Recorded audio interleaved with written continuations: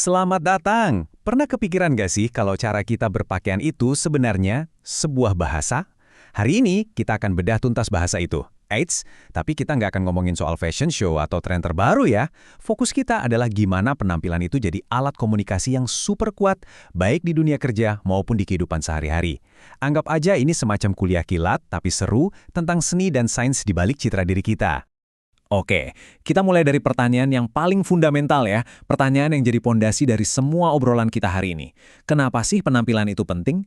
Kayaknya sepele, tapi jawaban dari pertanyaan ini, wah, itu yang akan ngebuka mata kita semua tentang betapa krusialnya cara kita tampil di hadapan dunia. Nah, ini dia agenda kita. Pertama, kita bahas kenapanya dulu. Terus, kita bongkar 4 faktor inti yang ngebentuk penampilan.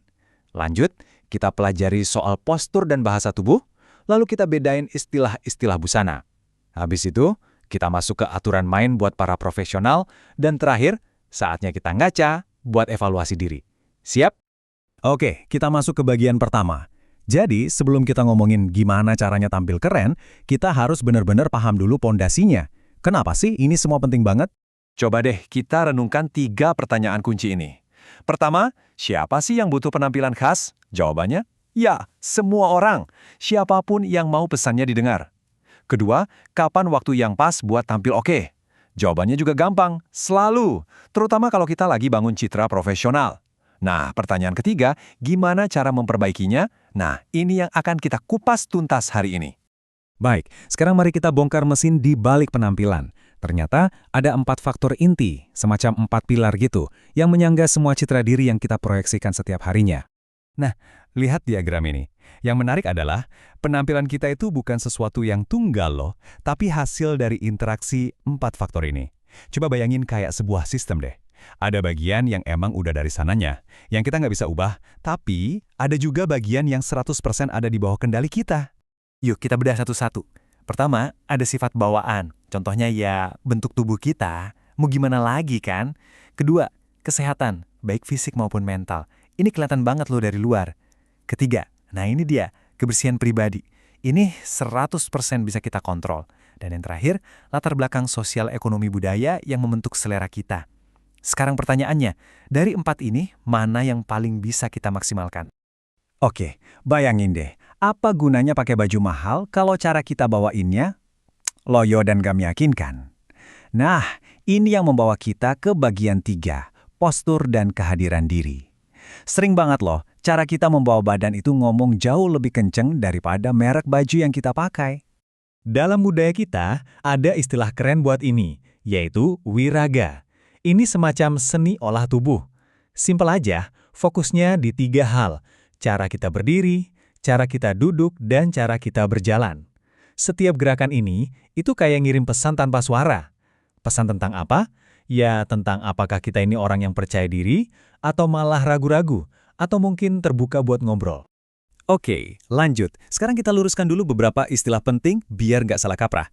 Ada fashion, kostum, dan clothing. Kelihatannya mirip, tapi ini 3 hal yang beda banget loh, maknanya spesifik. Pertama, fashion. Gampangnya, fashion itu ngomongin soal gaya yang lagi ngetren, yang lagi populer saat ini. Sesuatu yang lagi in. Coba bayangin aja fashion show atau karya fashion designer. Nah, itu dia. Fashion itu soal tren. Yang kedua, ada kostum. Nah, kalau ini lebih spesifik lagi. Kostum atau kostum itu adalah pakaian buat identitas atau fungsi tertentu. Contoh paling gampang ya, busana nasional, baju adat, atau seragam profesi. Jadi ini lebih ke soal identitas dan peran. Terakhir ada clothing. Nah ini istilah yang paling umum dan paling praktis. Clothing itu ya pakaian sehari-hari yang kita pakai buat menyesuaikan diri sama kondisi sama cuaca. Kayak jaket buat musim dingin atau kaos buat musim panas. Simpel kan? Oke, teori dasarnya udah dapat. Sekarang pertanyaannya, gimana cara kita nerapin ini semua di dunia kerja? Nah di bagian ini kita bakal bahas aturan main dan etiket berbusana untuk kaum profesional. Ada 4 pilar utama nih yang harus selalu kita ingat. Coba cek deh. Pertama, apakah baju kita sesuai sama profesi? Kedua, apakah itu nunjukin kepribadian kita? Ketiga, apakah udah menghormati norma sosial di sekitar kita? Dan yang paling penting, apakah penampilan kita itu menjaga martabat profesi kita? 4 hal ini, anggap aja sebagai kompas kita setiap pagi pas milih baju. Nah, prinsip-prinsip tadi itu bukan cuma teori di atas kertas ya. Ini dia contoh konkretnya di dunia nyata. Bisa kita lihat pilihan busana kerja yang rapi, yang sopan, dan kelihatan profesional. Ini bisa disesuaikan, mau buat acara yang formal banget atau yang sedikit lebih santai. Oke, ada satu lagi nih tingkatan selanjutnya dalam etiket profesional. Apa itu? Kepekaan terhadap waktu. Soalnya, baju yang pas dipakai buat rapat jam 9 pagi bisa jadi kelihatan aneh kalau dipakai buat acara makan malam jam 7. Nah, ada aturannya loh. Yuk kita lihat. Aturan mainnya itu sebetulnya logis banget kok. Coba kita lihat. Pagi hari, komposisinya 70% terang. Bahannya yang nyaman kayak katun, motifnya kalem, perhiasannya juga yang simpel aja. Nah, pas masuk siang, komposisi warnanya jadi lebih seimbang, 50-50. Dan pas malam, nah ini saatnya tampil beda. Boleh pakai warna gelap, bahan yang lebih wah kayak bludru atau sutra, dan perhiasan yang lebih meriah. Jadi semua disesuaikan dengan suasananya. Oke, kita udah bahas banyak teori nih. Sekarang, kita sampai di bagian yang mungkin paling penting dari semuanya, yaitu menerapkan ini semua ke diri kita sendiri. Waktunya buat sedikit refleksi pribadi. Yuk, coba lakukan sekarang juga, dimanapun Anda berada. Coba lihat, pakaian yang lagi Anda pakai, sepatu, tas Anda hari ini. Setelah semua yang kita bahas barusan, coba deh kasih nilai buat diri sendiri. Skalanya 1-10 misalnya. Kira-kira berapa nilai yang Anda kasih? Jawab yang jujur ya, karena ini adalah langkah pertama buat perbaikan. Dan pertanyaan terakhir untuk dibawa pulang.